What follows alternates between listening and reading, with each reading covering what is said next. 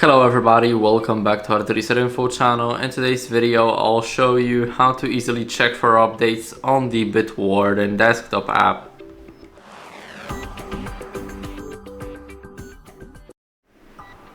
So first, what are we gonna do? We're gonna go over to the main page of our Bitwarden. Now select the help, and right here we will have an option to check for updates. So click for check for updates, and as you guys can see, for me there are no updates available and I am using the latest version.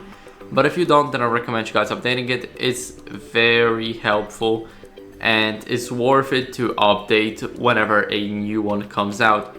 So that's basically how you guys can check it. I hope this video was helpful. If it was, then leave a like, subscription, and a comment, and I'll see you in the next one.